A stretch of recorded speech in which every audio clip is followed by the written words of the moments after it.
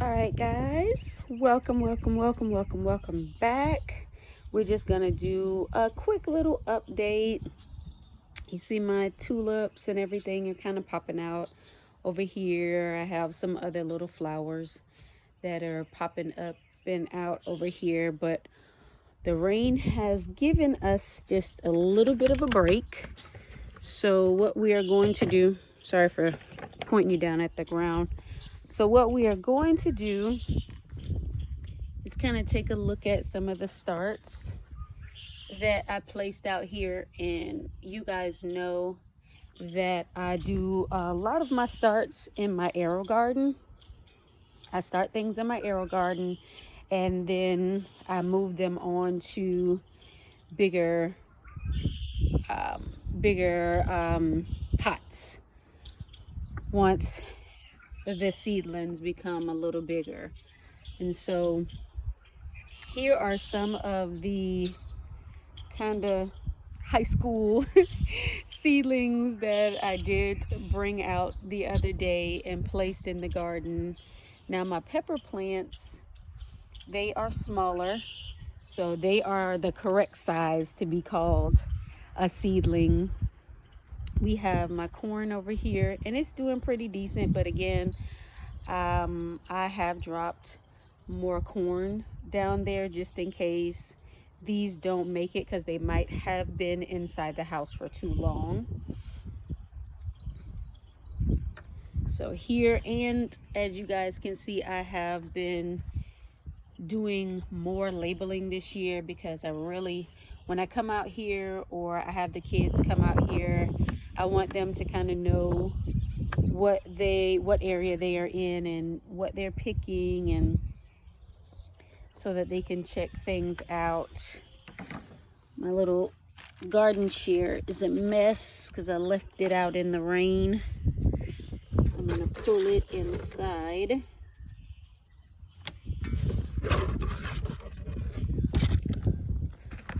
Kind of clean things up when I pull it inside, but this was one of the things I wanted you guys to see. So this is a ground cherry start that came out of my arrow garden, and then this one is an okra start that came out of my arrow garden. And so this is the crimson spineless okra. I'm gonna grow that for my mother and my sisters. So, and then yesterday I came through and I topped off my onions. So what I did, I came through and I cut all those tops off. I kind of did the spooning method where I went around them, kind of exposing them a little bit so that they could be able to bulb out a little bit better. And so that was my project for yesterday. So as you can see, almost all of the onions have been topped off, and what you don't see that's not topped off, that is actually garlic. My lettuce has bounced back from the weather that we had, and the carrots are still sprouting up, which is good. The green beans are doing well from being transplanted out. I have some zucchini that was transplanted out. I put out a pineapple top, and again I just placed it into some soil, covered it up just a little bit with the soil. Here is our purple lady. We have some yellow heart choy as well as some tatsoi in this bed, and as you can see, it's beginning to germinate. And then of course our chijimisai, it is beginning to germinate. So things are going pretty good. The black seeded Simpson lettuce, the green leaf lettuce, everything is looking good.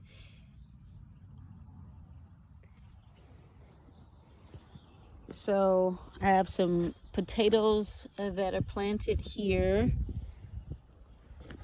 This is my MIG 2022 grow off entry, and it is looking absolutely beautiful.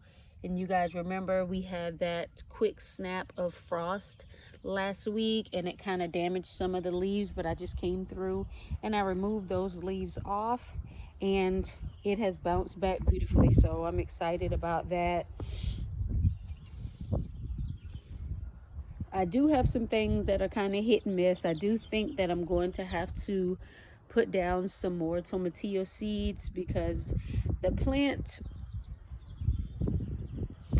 has suffered a little bit, and not from being transplanted, but from being in the house for too long, as well as the fava beans. What I did was I put down more seeds for those because, of course, being in the house for too long, those suffered a bit. So guys, kind of take a lesson from me when it comes to having your seedlings planted out. Some of them you may do a little bit too early. Now we know that peppers take a while to germinate, and so that's why we all tend to start those early, but I kind of started everything, and some things were started a bit too early. But here is where my lima beans are planted. My purple hull peas are doing very well over here. I can see that they are about to start flowering soon. But let's get to planting this okra start. So I have a space right here behind my lettuce, because in this area and that area, that is corn, and then down there I have choy-sum. So I think what I'm going to do is right behind those green beans is where I'm going to plant this okra start. And then of course I'm going to take you around here.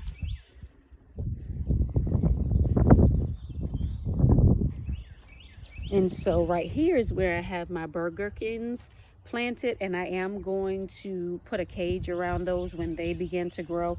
And here's where I'm going to plant my ground cherries, and I'm actually going to put a cage around them as well. So this one start that I already have, I have another start going in the house, and it should be ready by next week. We're just going to go ahead and dig down into this soil, and we're going to place it down in there. We're going to get it nice and tight, and we don't have to water it in because, of course, it has been raining today and the soil is wet, but we want to get it nice and tight in there. Since this is its new home, we want it to be nice and snug. And so this is going to be the area for my ground cherries, this area right here. And again, this soil is very soft because what I have in here is peat moss, perlite, and compost. And you see I have my ginger and my turmeric in here, and then I have, this is lemon balm that's going around the edges. Over here so you guys can see, you see that lettuce is doing very well, and then the rest of the lettuce is doing well. Here I have rutabagas, and they are starting to show up. I don't know if you guys can see that.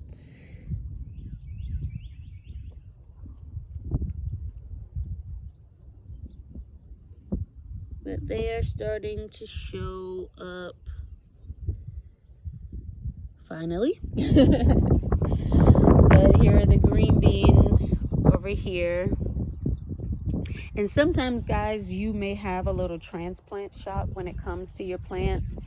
Don't be worried, don't be alarmed about that. It happens, but more often than not, the plants, they bounce right back.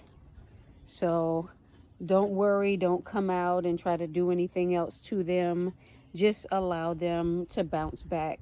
And over here you see I have the onions where I topped them off, and you can see, let's move this out of the way, but you can see at the base like how thick that onion is, and you know, it's trying to bulb out, and I wanted to give it the space in the room to bulb out. And so they call that method spooning, and I guess because back in the day they used to take a spoon and go around the plants, so I just used my glove finger and got around it. So we're gonna move this pot out of the way, and this is actually where I am going to put that okra plant.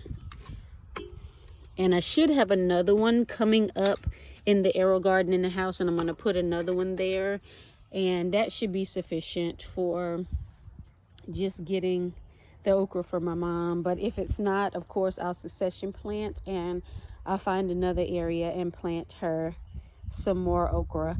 And here, of course, I have my candy roaster squash and my cushaw. Yes, they seem like they are planted close together, but guys, you see what I have here.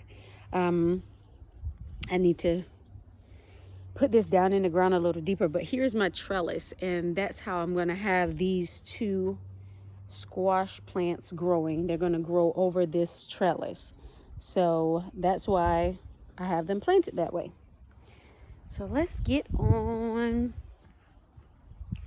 to getting our okra plant on over here.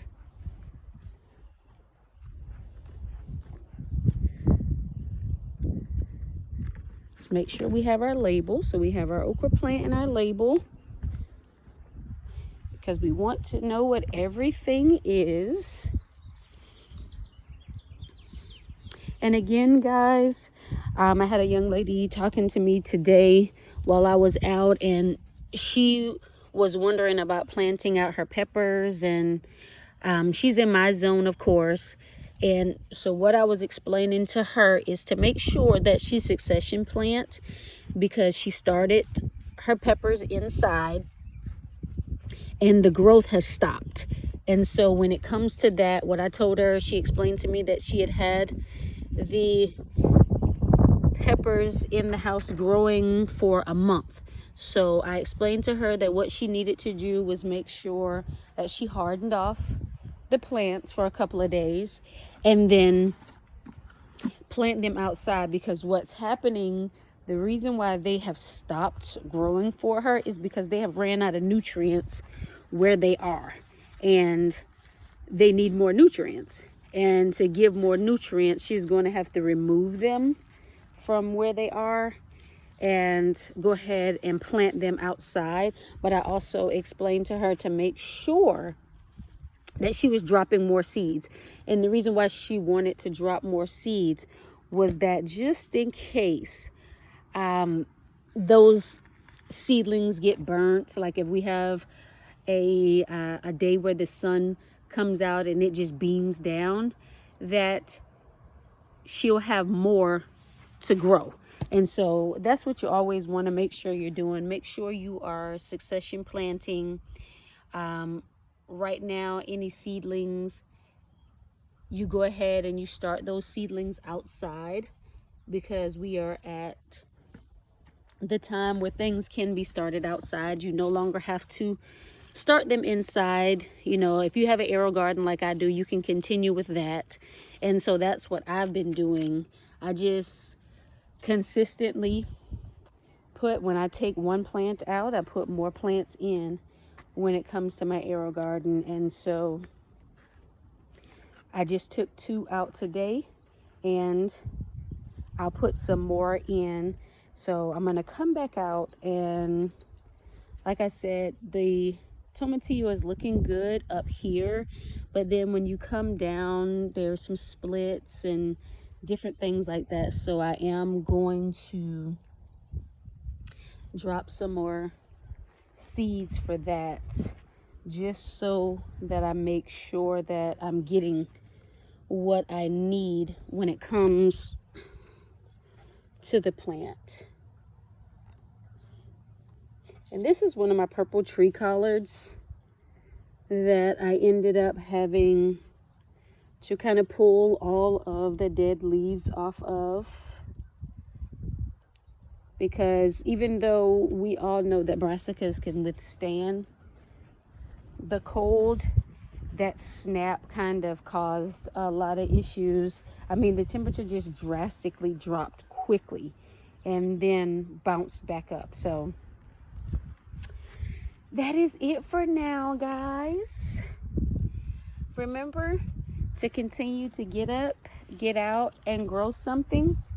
And if you have any questions at all, please make sure you send me a message, because we are all going on this grow journey together. But get up, get out, and grow something, and have faith in our food. See you the next time.